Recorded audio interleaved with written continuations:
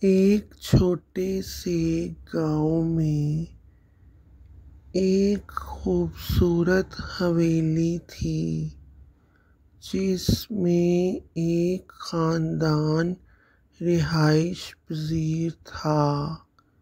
اس خاندان کی نوکرانی سارہ ایک محنتی اور دیانتدار عورت تھی۔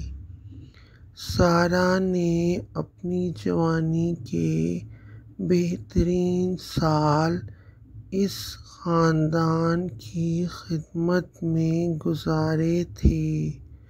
سارہ کے شوہر کی وفات کے بعد سارہ کی زندگی بہت مشکل ہو گئی۔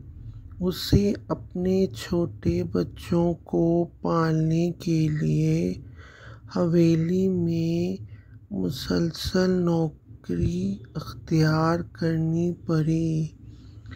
سارہ ہر کام دل سے کرتی تھی اور اس کی بے پناہ محنت نے اس خاندان کی آنکھوں میں اس کے لیے احترام پیدا کر دیا تھا۔ لیکن سارہ کے دل میں ہمیشہ ایک خلا سا رہتا تھا، کیونکہ وہ اپنے بچوں کے بہترین مستقبل کی خواہش رکھتی تھی، مگر مالی مشکلات کی وجہ سے کچھ نہیں کر پاتی تھی۔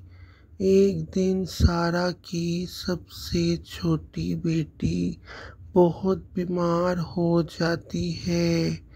سارہ اس کو گاؤں کے ہسپتال میں لے جاتی ہے اور اس کا علاج کرانے کی کوشش کرتی ہے، لیکن وسائل کی کمی کی وجہ سے وہ اپنی بیٹی کا علاج پورا نہیں کرا پاتی اور اپنی بیٹی کو واپس گھر لے آتی ہے تو اس کی بیٹی کی طبیعت دوبارہ خراب ہونے لگتی ہے۔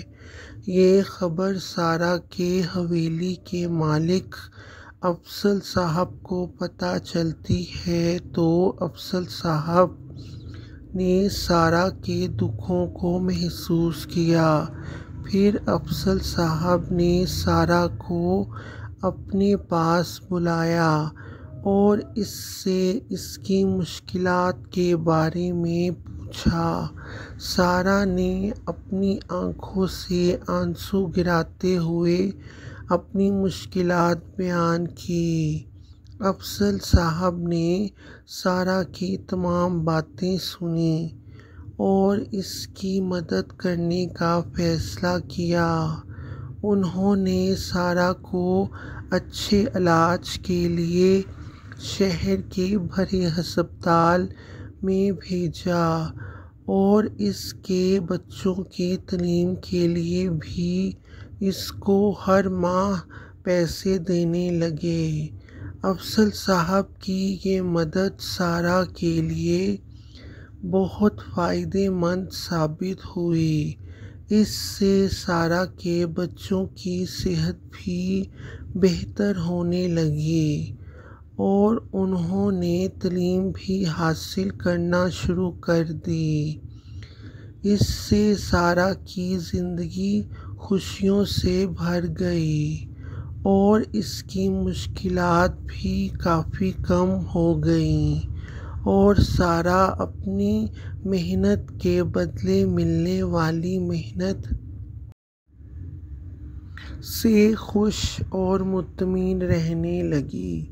افضل صاحب کا یہ عمل ایک عظیم سبق دیتا ہے کہ انسان اور ہمدردی کی اصل قدر دراصل دوسروں کی مشکلات میں مدد کرنے میں ہے۔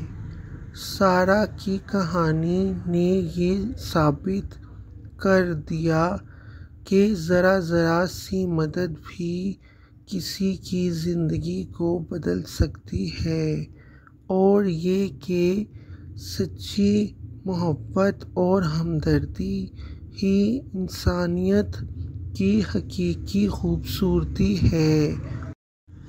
سارہ کے ساتھ ہونے والی اس ایموشنل کہانی نے نہ صرف اس کی زندگی بدل دی بلکہ ہمیں بھی سکھایا کہ دوسرے کی مدد کرنا اور ان کی مشکلات میں شانہ بشانہ کھڑا ہونا انسانی عظمت کی علامت ہے۔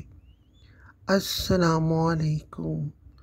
اگر آپ میرے چینل پر نئے ہیں تو برائے کرم سبسکرائب کریں اور گھنٹی کے بٹن کو دبانا نہ بھولیں تاکہ آپ کو میری ہر نئی ویڈیو اور تازہ ترین کہانیاں فوری مل سکیں۔